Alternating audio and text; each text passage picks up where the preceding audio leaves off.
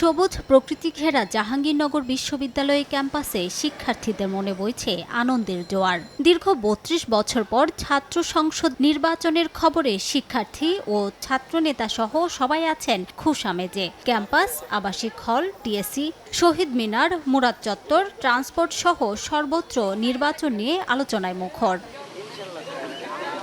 জাকসু নির্বাচনকে কেন্দ্র করে আশার আলো জ্বলছে শিক্ষার্থীদের মনে। তবে অছাত্রদের হলে অবস্থান নিয়ে নির্বাচনকে প্রভাবিত করতে পারে বলে অভিযোগ শিক্ষার্থীদের। একেবারেই সুযোগ্য নেতৃত্ব উঠে আসুক এবং সেই সুযোগ্য নেতৃত্ব উপযুক্তভাবে একেবারেই অন্তর্ভুক্তিমূলকভাবে যেন জাহাঙ্গীরনগর বিশ্ববিদ্যালয়ের প্রতিটি শিক্ষার্থীর ভোকাল হয়ে ওঠে। আমরা চাই জাকসুর মাধ্যমে এই সমস্ত দমন পীড়নের রাজনীতি সেগুলো বিলুপ্তি করবে এবং একই সাথে শিক্ষার্থীদের চাওয়া পাওয়াকে গুরুত্ব দিয়ে সবসময় শিক্ষার্থীদের কল্যাণে এই নির্বাচিত ছাত্রনেতারা কাজ করবেন। যদি কোনো হটকারী আমাদেরকে আসলে আটকাতে চায় বা জাকসুকে আসলে বানচাল করা চায়, আমার মনে হয় না সে আসলে বেশি দিন আসলে সাস্টেনও করতে পারবে। ছাত্র শিবিরের পক্ষ থেকে নিজস্ব প্যানেল তৈরি করা হয়েছে এবং শীঘ্রই আপনারা সেই প্যানেল দেখতে পারবেন ইনশাআল্লাহ। সাধারণ ছাত্রছাত্রীরা যেরকম জাকসু চায়, তাদের ছাত্র প্রতিনিধি চায়, সেজন্যই জাতীয়তাবাদী ছাত্রদল কাজ করতেছে এবং কাজ করবে। এদিকে নির্বাচন কমিশন বলছে খসড়া ভোটার তালিকা প্রকাশ, তফসিল ঘোষণা সহ বেশ কিছু কার্যক্রম এগিয়ে নিয়েছেন তারা।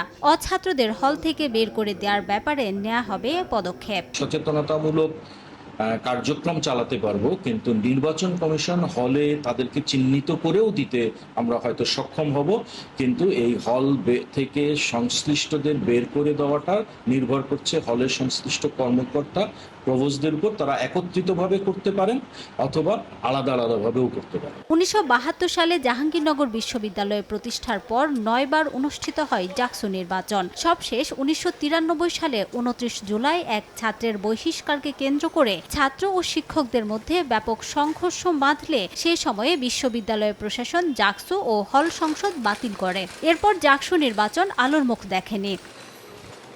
সময় সংবাদ, সাভার।